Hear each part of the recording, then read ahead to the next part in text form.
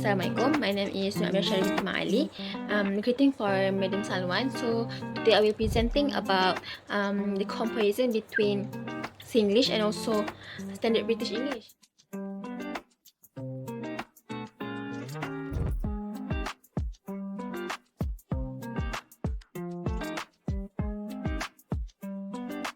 Assalamualaikum and greetings to Madam Salwan. My name is Nur Aisha Sofia binti Mama Anwar, and so today I'll be presenting the first topic, which is phonological differences between Singlish and Standard British. So the first one is the comparison of phonological. As for the first aspect, which is consonant sounds, Singlish consonant sounds are generally pronounced more relaxed, with dental fricative like th and d resulting in modifications like thing become think and that become that. Unlike Standard British English, that maintains clear distinction between dental fricatives and alveolar stops. So as for the second aspect, Singlish intonation patterns are strengthened by influence from the numerous language spoken by its speakers, contributing to its unusual melodic character, which is frequently distinguished by the unique sentence final particles. In contrast, Standard British English employs a standardized intonation patterns, resulting in a more consistent intonation free of such linguistic influence. In terms of syllable structure, Singlish may demonstrate simplification or reduction affected by other languages, with complex syllable patterns potentially broken down for simpler pronunciation, in contrast to Standard British English, which maintains complex syllable structure. So as for the comparison of interjection, Singlish interjection frequently reflects Singapore's cultural diversity and linguistic influence. For example, lah is a common interjection in Singlish that was adopted from Malay language, and it is used to emphasize a statement or a request. As for the British English words, they use please or you know.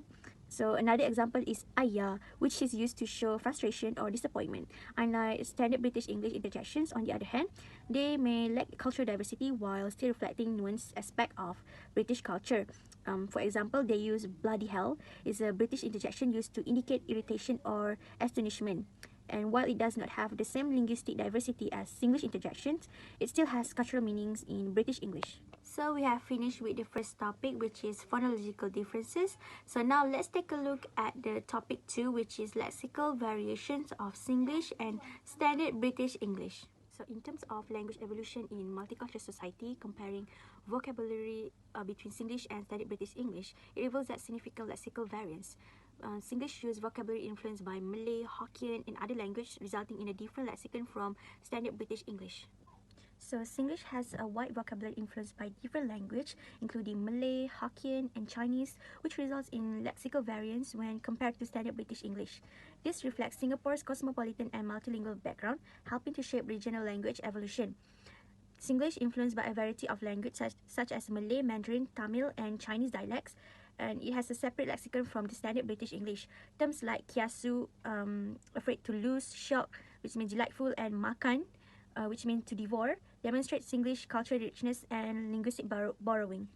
As for the Standard British English, on the other hand, it has a more conventional lexicon with fewer loanwords from other language and a focus on Anglo-Saxon and Latinate words. So code switching in vocabulary is a key aspect of Singlish, in which speakers easily mix words and phrases from several languages into their discussion. This reflects Singapore's linguistic diversity and cosmopolitan, helping to shape the region's unique language evolution. In Singlish, code switching refers to the seamless integration of words or phrases from other language into English discourse. For instance, a speaker could say, "Let's go makan at kedai tu lah." So this language blending shows Singapore's multiculturalism and the ease with which people transcend linguistic borders in everyday communication. So in contrast, code switching in Standard British English is less common and often entails importing specialized terms or phrases from other language for specific settings. So that's all from me. I will pass it to the next presenter.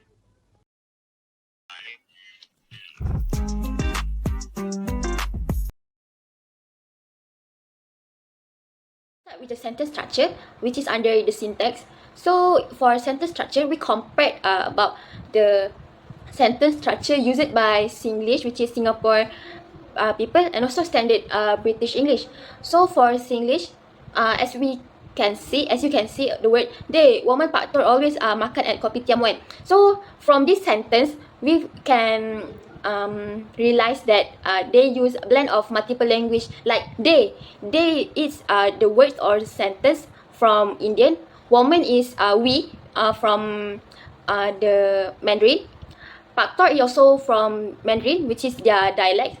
Always makan at Kopitiam Wan. So in one sentence, we know that Singlish they prefer to blend their words with multiple language. So this sentence construct by them may happen due to their culture or their setting, which is, as we know, Singlish or Singapore have multiracial people, and it seems like Malaysia that they like to blend their words, so people from their country can easily understand, and it's straightforward.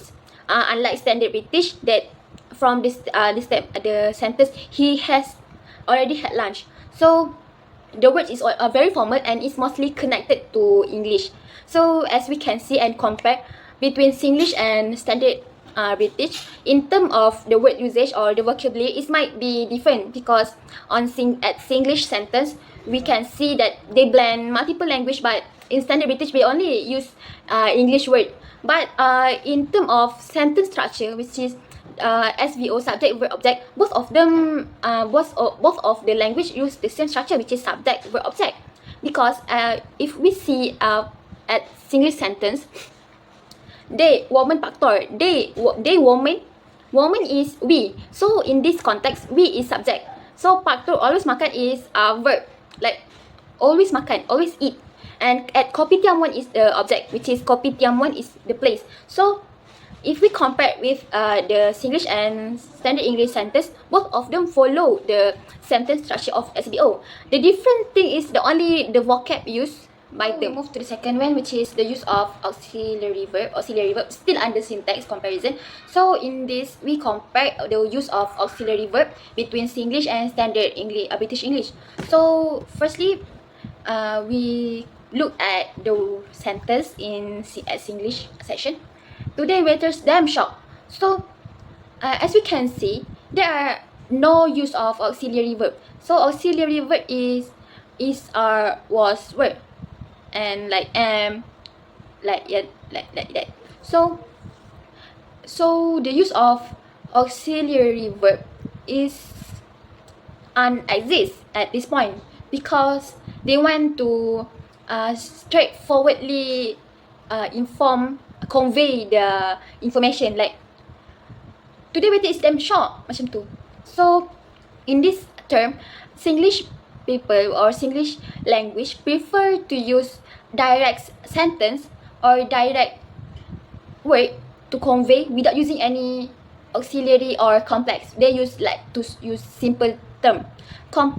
Different with standard British English, where the word today waiter is damn shocked, if we change it in terms of standard British English, will be sound like today's waiter is so nice. So the word is auxiliary verb. So as we can see, standard British English like to emphasize the auxiliary verb, as they believe auxiliary verb can differentiate and also and can convey a meaning of the sentence, either it's urgent or this. So it's convey feeling by using the auxiliary verb. Plus, auxiliary verb also can define the sentence, either it's past, present or future. So we move to the filler word, which is filler word is discourse marker that people use, like la, law, yada yada, and so on. So and in this section, which is in this slide, we use two movie and sitcom that contain the usage of filler words in Singlish and standard British English. So firstly, we look at Singlish. So for Singlish, the example I take is from the sitcom Phua Chu Kang season 1 episode 1, where the Chu Kang said that I have 2 jobs, 6 workers, where are they? But Rosie replied as working lah. So the word lah is a filler word. As you know, Singapore people like to use la, law, and so on. So in this context, la are used to soften the statement and of conversation, and also to emphasize the context of communication. So when Rosie said working lah, she wants to state that Chukang's workers are working. So we move to the pragmatic difference between Singlish and Standard British English, which is SBE. So in this chapter, we will discuss about the direct and indirectness that these people use while using Singlish and Standard British English. So for Singlish, we can see or we can discover, study it from the word, the example sentence that given on the slide, which is don't talk nonsense lah, just get the work done. So the Singlish language or Singlish people tend to use direct and straightforward word, even though that might sound offended for other people, because for them the message or information they want to convey can be strictly acquired by people.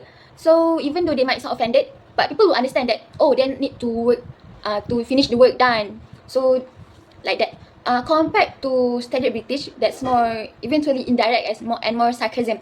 The example given is, this is a very brave proposal. So eventually, the sentence this is a very brave proposal for non-British people might think that, oh, number person is good enough, so I can submit it to the upper one. So but British people even actually don't want to say that don't interpret it as a good thing, but the term of the word contains sarcasm. So it's shown that Standard British English prefer to use indirect sentence or indirect communication style, and it lead to miscommunication among non-British and British.